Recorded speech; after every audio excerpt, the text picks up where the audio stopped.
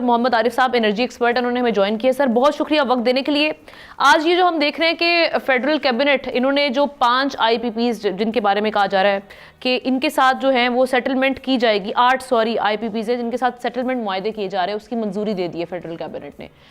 इसको आप किस हद तक देख रहे हैं कि जो बिजली की कीमतें हैं बिजली किस हद तक सस्ती होगी, और दूसरा ये जो कहा जा रहा है कि 238 बिलियन रुपए कौमी खजाने की इसकी बचत होगी, ये इस हुकूमती दावे में कितनी सच्चाई है? ये देखिए जी, ऑन इट्स फेस तो ये बड़ी अच्छी खबर है कि ये नेगोशिएशन हो गई है इन आईपीपी के साथ, लेकिन इसमें कितनी सच्चाई है इसके बारे में कुछ नहीं कह सकता जब तक स्पेसिफिक कमर्शियल टर्म्स मेरे पास ना हो। लेकिन आम श्योर के इसको बेहतरी ही होगी, मतलब एक जीरो से माइनस की तरफ नहीं जाएंगे, बेहतरी ही की तरफ जा रहे हैं। यानी इससे फायदा होगा, क्योंकि हम ये जिस वक्त ये मामला उठा था बिजली की भारी भरकम बिलों का, उस वक्त कहा जा रहा था कि मेन मसला आईपीपी से मुआहदे हैं। कुछ ऐसे आईपीपीज भी हैं जो बिजली जनरेट ही नहीं कर रहे, लेकिन उनको हम अरबों में हम उनको कैपेसिटी पेमेंट के मद में दे रहे हैं, अदा कर रहे हैं। ये बात बिल्कुल ठीक है, लेकिन ये बात भी ज़हन में रखनी चाहिए कि आईपीपी जो मेजर जिनकी ज्यादा चंक है कैपेसिटी पेमेंट का, वो डिफरेंट है, वो अभी इन प्लेस हैं, उनके अभी कॉन्ट्रैक्ट इंटैक्ट हैं। चले एक स्टार्ट अच्छा है कि जो भी जहां भी एक क्वेश्चन निकल सकता है अपना ऑब्लिगेशंस को कम करने का गवर्नमेंट ने किया है। इसमें मैं ये समझता हूँ कि SIFC का कुछ एक अच्छा स्टेप लग रहा है, इसको और एक्सेलरेट करना चाहिए, क्योंकि एक तो मायदे की तरफ है, इस मायदे के बहुत सी एक्सटर्नैलिटीज होती हैं, इसके बड़े साइड इफेक्ट होते हैं। फॉर एग्जांपल, अगर आप सिर्फ इन्वेस्टर्स के मायदों पे फोकस करें और अपनी एफिशिएंसी को बेहतर ना करें, तो फिर इसका साइड इफेक्ट ये होता है कि आपकी इन्वेस्टमेंट का क्लाइमेट बड़ा डैमेज हो जाता है मुल्क के अंदर। लेकिन आरिफ साहब एक चीज बताइएगा, नए एक्शन तो लिए जा रहे हैं। अभी देखें जो एक अभी जाहिर शाह ने जिस तरफ इशारा किया था, ये हमारी ट्रांसमिशन लाइंस का जो बहुत बड़ा मसला बन गया। नवाज शरीफ साहब की पहली गवर्नमेंट में आपको याद है आमना के 12,000 मेगावाट बिजली पैदा की गई थी, अंधेरे ख़त्म किए गए थे, लेकिन वो बिजली को ग्रिड स्टेशन में जाती है, लेकिन ट्रांसमिशन लाइन जो है ना वो आरिफ साहब डिके कर गई हैं, तो बिजली को हाउस करने के लिए कैपेसिटी नहीं रही। उसके लिए कहा जा रहा है अगेन 4 से 5 बिलियन डॉलर की ज़रूरत है। मेरा सवाल आपसे है कि नए एक्शन किए जा रहे हैं, जो पुरानी चीज़ें उनको क्यों नहीं ठीक किया जा रहा?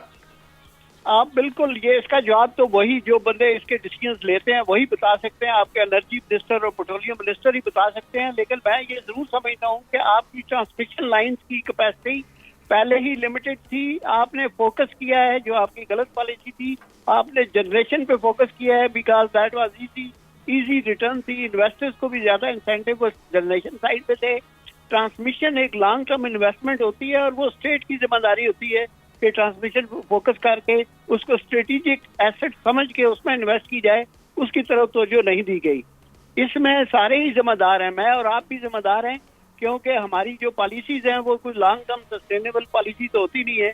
अनफॉर्चुनेटली वेस्टेड इंटरेस्ट को सामने रख के पॉलिसियां चलती रहती हैं, और जिसकी वजह से हमारा ये पूरे सिस्टम में डिसबैलेंस क्रिएट हो गया है, हमारी इकॉनमी बहुत सीरियसली इफेक्ट हो गई है। और आपने बिल्कुल सही पॉइंट आउट किया है कि आपकी ट्रांसमिशन लाइन में बड़ा सीरियस डेफिशिएंसी है।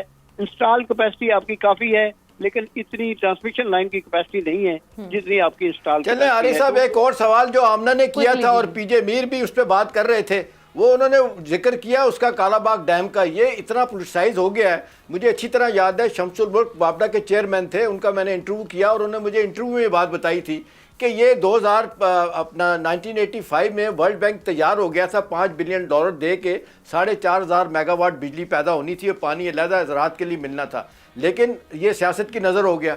तो शमसुल मुल्क का मैंने इंटरव्यू किया तो उन्होंने कहा कि मैं गया मिलने के लिए इनको, अपना वली खान साहब मरूम को, उनको मैंने कहा कि जी देखें ये इनकी हाइट हमने कम कर दी है डैम की, और ये नौशहरा का मैं खुद रहने वाला हूँ, यहाँ पे कोई अपना डूबने वाला नहीं है। तो वो कहते हैं कन्विंस हो गए वली खान, और ये जो पीछे जिस तरफ इशारा कर रहे हैं वो कहने लगे अच्छा आप तो बात सही कर रहे हैं, लेकिन हमारे इस सियासी स्टैंड का क्या बनेगा जो हमने इसकी मुखालफत में लिया हुआ है।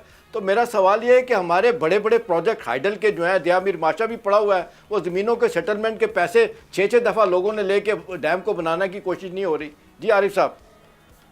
जी वो देखें, हमारे यहाँ हाइडल के रिसोर्सेज माशाल्लाह बहुत हैं, हमारा हाइडल बेस पे मेगा प्रोजेक्ट अपनी जगह पे उनकी अपनी जो है ना वो वैल्यू और वर्थ है, अगर टाइम पे लग जाते हैं। कालाबाग डैम का आपने सही किया, सही आपने पॉइंट किया। मेरा ये है कि देखिए कालाबाग डैम फॉर एग्जाम्पल अगर वजूहात की वजह से नहीं भी लगा ना, हम बजाय उसे उसी पे रीच करते रहें।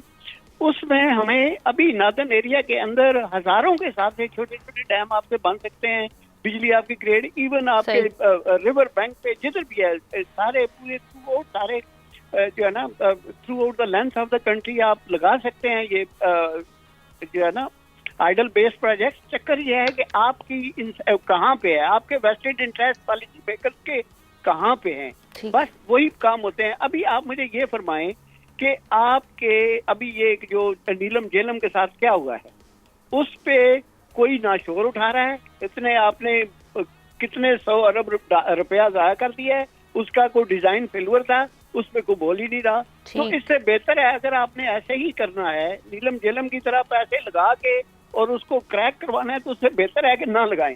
आप वो काम करें जो आपको नेक नीति से करना चाहिए। मैं ये नहीं कहता नहीं, मेरे कहने का मकसद सर ये है कि आज हमारे विद पैसेज ऑफ टाइम हमारी प्लानिंग के अंदर इतने ज्यादा सीरियस डिफेक्ट आते जा रहे हैं, आए दिन हम बैक टू वर्क की तरफ जा रहे हैं। ओके लेकिन यहाँ हम देख रहे हैं कि इस वक्त हुकूमत वक्त क्लेम कर रही है कि जी हम फोस्टर कर रहे हैं, ऐसे इकदाम उठाए जा रहे हैं जिससे जो हमारी बिजली पावर सेक्टर में जो हम देख रहे हैं क्राइसिस है वो खत्म हो सके। बहुत शुक्रिया मोहम्मद आरिफ साहब। सब्सक्राइब करें और बेल दबाएं ताकि कोई खबर रह न जाए।